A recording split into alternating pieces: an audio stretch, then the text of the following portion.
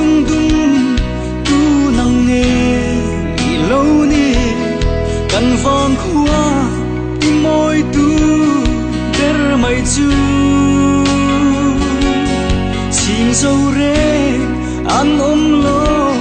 che ra lê dòng gì ngã sắc mê cha ô đủ la mang quỳ em xin lâu lung lung quỳ cả tông lâu nắng ăn rê hiang mình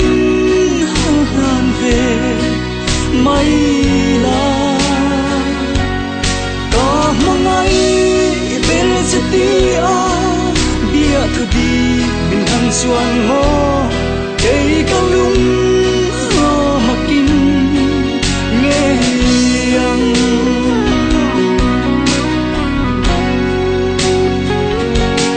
mình hàn đô về chi là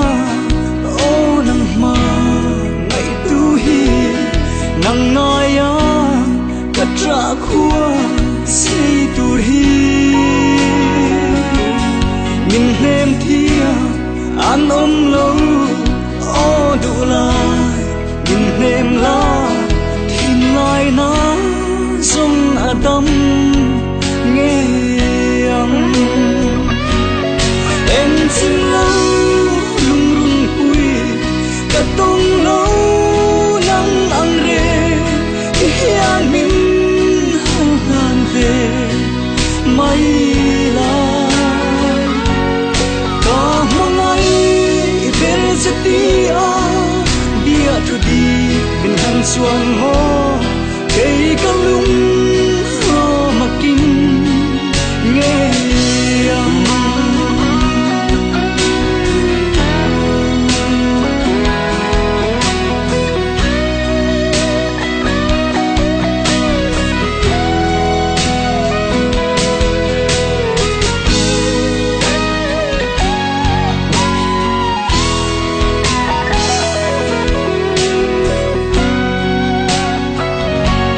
rằng khua lâu ta in e nắng ngày xua lệ chi lên rùa du tiết xua năn đi ru năn ca cây rong e nắng ai hia gian nu ca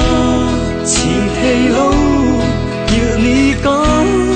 lấy lòng chê mang quê em xin lâu lung lung quỳ cả tông lâu nắng ăn rê hiang mình hàng về may là có mong ai bên sẽ tia bia thu đi mình hàng xuân ngô cây cao lung mà kinh nghe âm em xin lâu lung lung quỳ cả tông lâu nắng ăn rê hiang mình hàng về may là có mong ai bên sẽ tia bia thu đi mình hàng xuân ngô